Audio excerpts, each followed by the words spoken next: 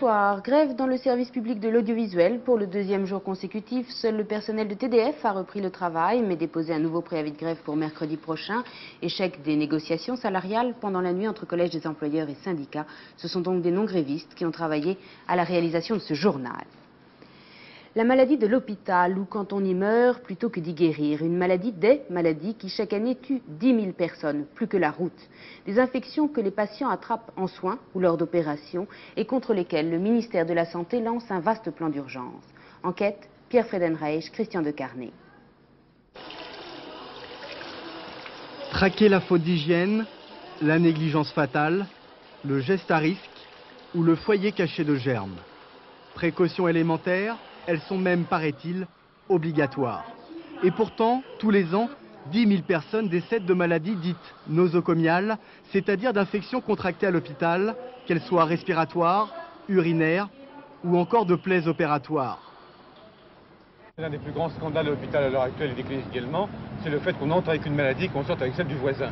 Pourquoi? Par manque d'hygiène, par manque de moyens et aussi par négligence dans beaucoup de cas. Alors vous avez par exemple cette dame qui entre à l'hôpital pour un simple examen interne, elle ressort avec une infection grave. Cette personne qui se fait opérer par exemple d'une prothèse au genou, et bien à l'occasion de l'opération, là encore, elle attrape un staphylocoque qui fait qu'elle aura des opérations à nouveau, 2 ou 3 qui suivront et une jambe qui sera plus courte à cause de cela. Donc c'est très fréquent malheureusement et c'est un scandale.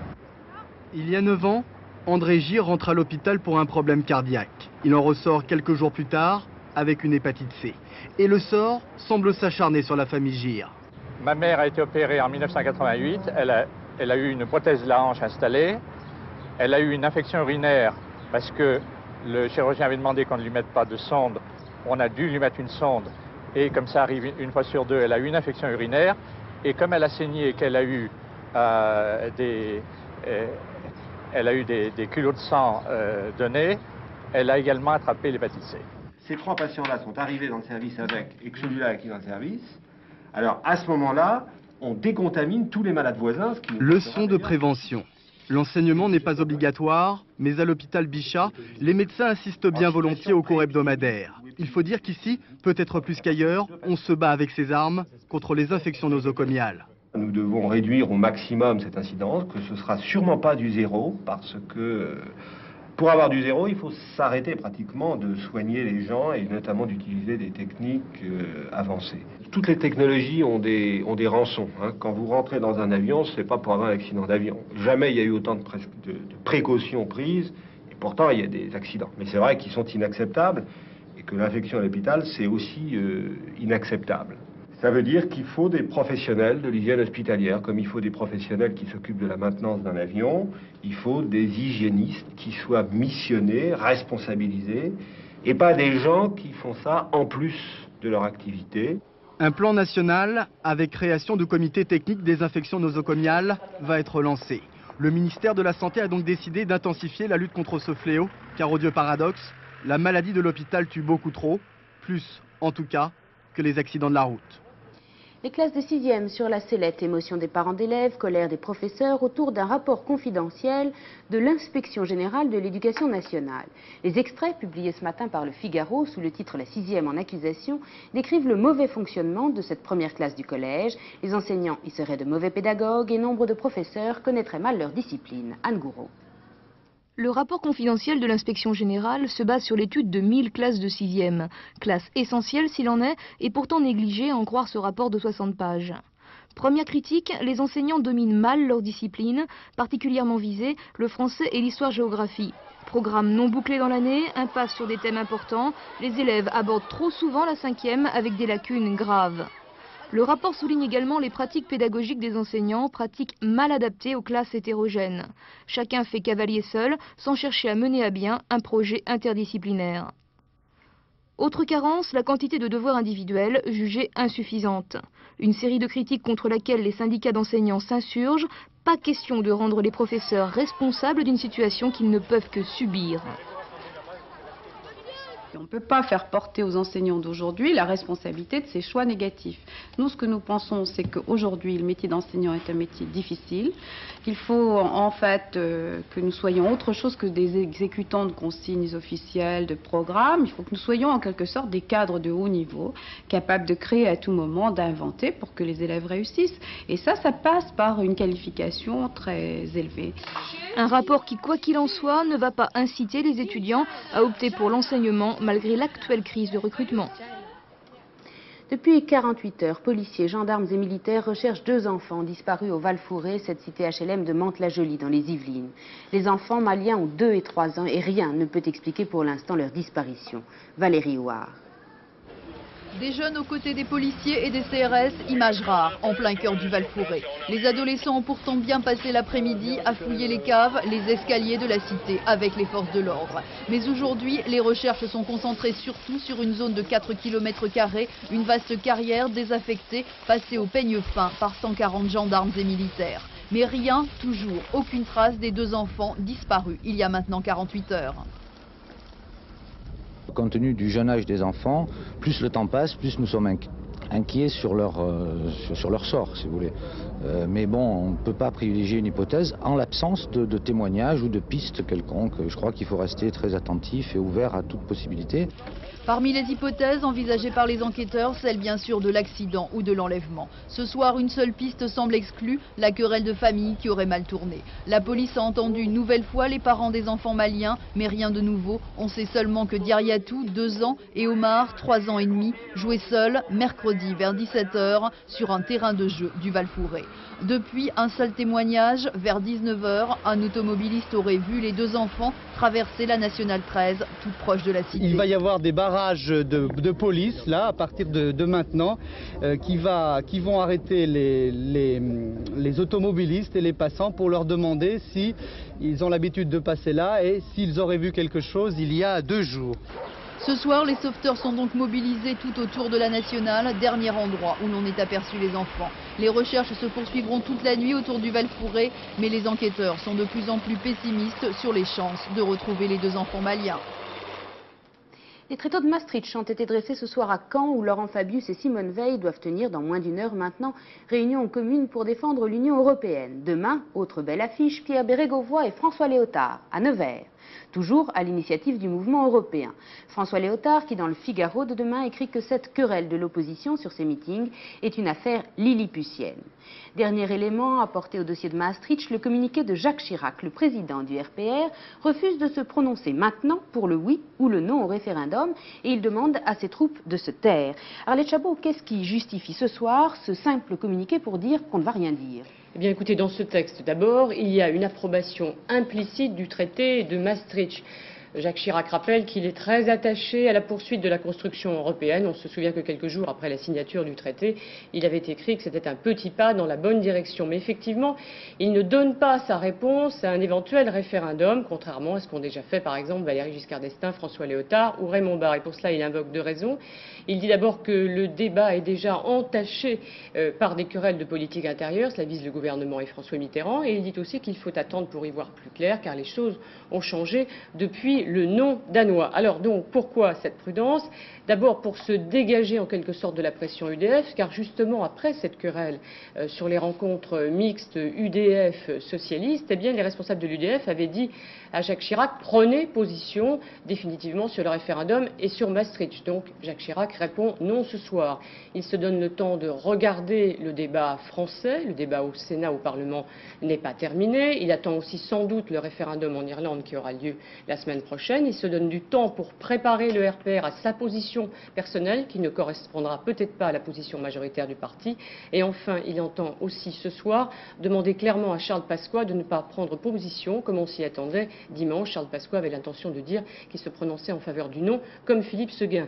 Donc Jacques Chirac veut se donner le temps d'y voir clair, c'est son expression. Néanmoins, il prend le risque de laisser croire encore que son attitude reste flottante et de laisser ainsi ses électeurs et ses partisans dans le brouillard. Merci Arlette. Le royal départ, la reine d'Angleterre, a quitté Bordeaux en toute fin de matinée pour rejoindre le palais de Buckingham et ses soucis familiaux. Ces dernières étapes françaises auront été pour Bordeaux et les terres d'Aliénor d'Aquitaine. Reçue par Jacques Chaban-Delmas, Elisabeth II a rendu hommage à la ville, celle, dit-elle, sans doute avec laquelle les Anglais se sentent le plus d'affinité. Le sommet de la Terre, 106 chefs d'État, 178 délégations réunies pour sauver la vie et la planète, a été solennellement ouvert en tout début d'après-midi. George Bush y fête aujourd'hui ses 68 ans. François Mitterrand sera demain à Rio pour le féliciter.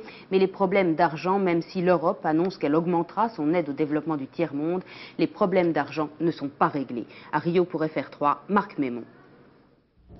La conférence de Rio est entrée aujourd'hui dans la dernière ligne droite.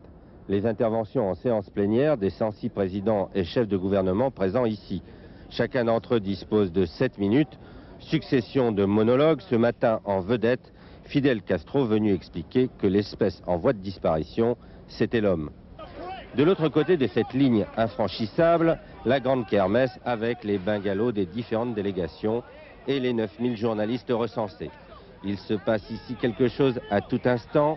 Cette jeune représentante veut expliquer au monde entier qu'il n'y a pas d'avenir sur la Terre sans paix. Ces jeunes gens d'Action 92 voulaient tenir une conférence de presse pour dire que ce sommet de Rio est un échec, car le pouvoir reste entre les mains des plus riches. Cette conférence de l'ONU débouchera sur la signature de conventions et surtout sur une grande déclaration d'intention que l'on pourrait résumer ainsi: le développement économique devra à l'avenir concilier la protection de la nature et de l'environnement. Dans moins d'une heure, George Bush viendra ici livrer la position américaine. Si les États-Unis ne signent pas la convention sur la biodiversité, trop défavorable aux intérêts des industriels de la biotechnologie, il faisait savoir hier soir qu'il débloquerait 25 millions de dollars pour étudier l'effet de serre sur l'environnement dans les pays du tiers-monde. Au club nautique de Rio, le Rainbow Warrior 2 construit avec les dédommagements versés par la France à Greenpeace après le plasticage du premier Rainbow Warrior en Nouvelle-Zélande. Un petit signe en direction de François Mitterrand qui fera demain le voyage de Rio, 7 minutes à la tribune de la conférence pour dire que la France attend de ce sommet qu'il soit celui du développement durable et de la planète préservée. Illustration de cette aide vitale pour le Sud, le Bangladesh, l'un des pays les plus peuplés du monde. 110 millions d'habitants sur un territoire 4 fois plus petit que la France. Crucial, le problème des terres cultivables. Chaque année, les inondations font des victimes et dépouillent les paysans de leurs terres. La solution, des digues pour canaliser les crues. Un projet monumental, cher et risqué. Les experts s'interrogent sur les conséquences économiques et écologiques. État des lieux, Anne Gouraud, Robin Tauboul. Le Bangladesh, pays delta livré aux caprices de deux géants, le Gange et le Brahmapoutre. Chaque année à la mousson, les fleuves noient le tiers du pays. Un rendez-vous qui vire souvent au drame humain. Depuis 3 ans, 300 paysans d'un même village se sont ainsi réfugiés provisoirement à l'abri de cette digue. 300 paysans sans ressources, dépossédés de leurs terres par le fleuve qui a brusquement modifié son cours. La terre appartenait à mon père et avant à mon grand-père. Maintenant, j'attends que le fleuve me la rende. On espère tous retrouver nos terres un jour, mais on ne sait pas quand. Dieu seul le sait. Cet homme est l'un des experts chargés de domestiquer le Brahmapoutre. Sa mission, étudier les zones où des digues pourraient être construites, seul rempart possible contre les crues meurtrières. Un programme pharaonique proposé par la France en 1989. Au total, 4000 km de digues seraient nécessaires dans ce pays qui se situe à 2 mètres seulement au-dessus du niveau de la mer. Mais transformer le Bangladesh en Hollande orientale demanderait probablement 2 générations au gouvernement et à la Banque mondiale de décider si le défi mérite d'être relevé. Pour l'instant, nous alignons les repères qui nous serviront plus tard pour la construction des digues. Mais personne ne sait quand le chantier démarrera. Incertitude en partie liée à la diversité des études menées de front. Pas question de jouer les apprentis sorciers, il faut réfléchir aux conséquences à long terme sur l'économie et sur l'environnement. Les changements climatiques, je ne pense pas qu'il y en ait. Bon, microclimatiques peut-être. Économiques, on espère qu'ils seront au bénéfice de la nation, du Bangladesh. Il est certain que certains secteurs d'activité seront négativement affectés. Principales victimes du programme d'endiguement, les pêcheurs dont l'activité dépend des inondations, mais le temps est de leur côté. Les fleuves sauvages du Bangladesh seront difficiles à apprivoiser. Exposition sur le monde Touareg au Musée de l'Homme à Paris. Une exposition qui coïncide avec la sortie d'un livre, Touareg, la tragédie, qui raconte l'histoire de ce peuple de nomades du désert. Un peuple menacé notamment au Niger où le gouvernement refuse de reconduire la trêve avec les rebelles. Un refus qui pourrait menacer la population civile souvent condamnée au camp de réfugiés. Les Touaregs veulent aujourd'hui faire entendre leur voix. Isabelle Thomas, Joseph Tual. Ils sont aujourd'hui 1 500 000, 1,5 million d'hommes bleus répartis entre l'Algérie, le Mali, la Libye et surtout le Niger, où ils représentent 10% de la population. Les Touaregs doivent leur dispersion au partage de la colonisation, mais ils la doivent aussi à la défense de leur souveraineté sur le désert, une souveraineté sans partage, longtemps perçue comme barbare. Toutes les tentatives de pénétration coloniale ou d'exploration qui sont faites au Sahara, chez les Touaregs notamment, ont été faites pour coloniser les régions Touaregs. Ce que les Touaregs ont compris très vite, et ces côtés guerriers des Touaregs se justifient et s'expliquent par une défense tout à fait naturelle de leur environnement et de leur culture. Seigneurs déchus par d'autres pouvoirs, ils sont aujourd'hui pour beaucoup condamnés à vivre dans des camps de réfugiés. Les militants de la cause touareg sont considérés comme des fauteurs de troubles, des menaces pour la sécurité des États. Mano Dayak est l'un d'eux. Né aux confins du Ténéré, il a étudié en France et aux États-Unis. Il plaide pour la négociation et veut croire que la cause touareg n'est pas perdue. L'avenir, nous y croyons, nous espérons qu'un jour il va y avoir non pas une espèce d'État touareg, mais une certaine décentralisation qui permette au peuple touareg aujourd'hui de se prendre en charge, de gérer lui-même ses propres affaires et d'avoir à la tête de ses communautés des gens issus du peuple touareg qu'il aime et qui a enfin envie de faire quelque chose pour lui.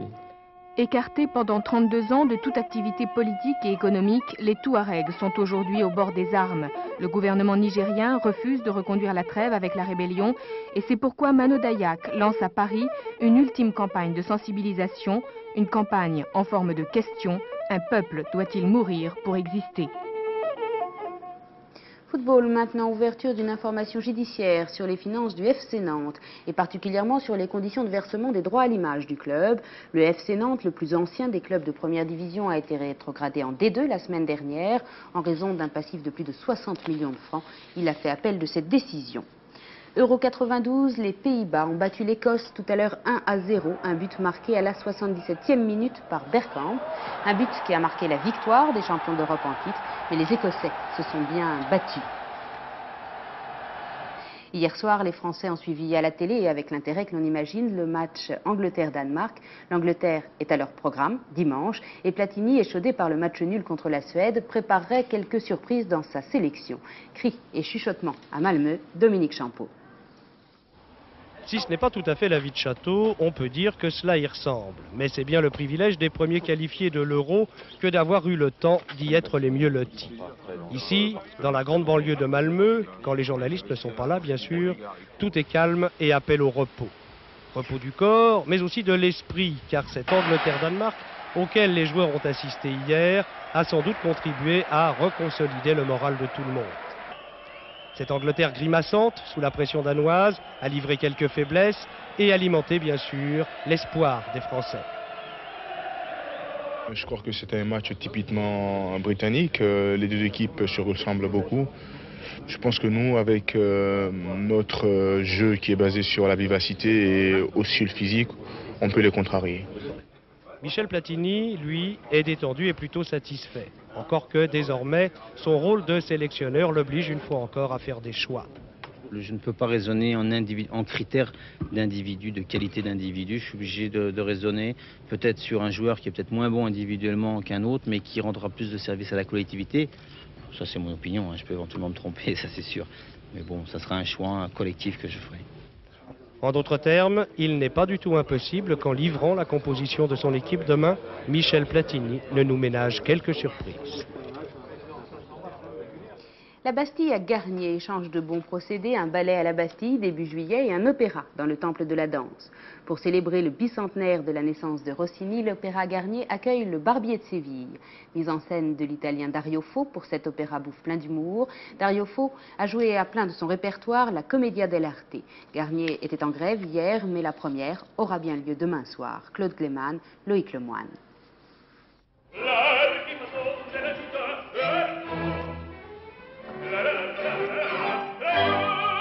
Rossini a débuté très jeune avec des opéras bouffes. La grosse farce dont le célèbre Barbier de Séville est l'illustration la plus époustouflante. Le rythme est délirant, la virtuosité vocale ahurissante, les relations entre les personnages de Beaumarchais, prétexte à gags irrésistibles, spécialement dans la mise en scène de Dario Fo, mise en boîte de l'opéra.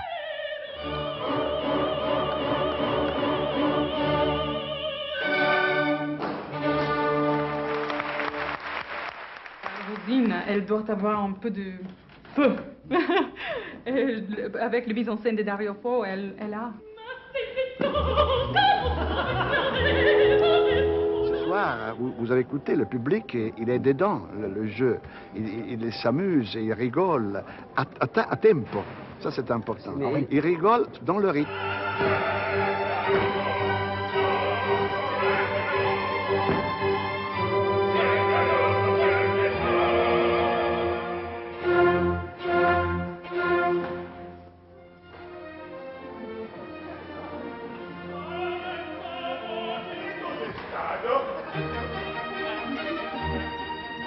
Gag suprême, involontaire qui aurait ravi Rossini.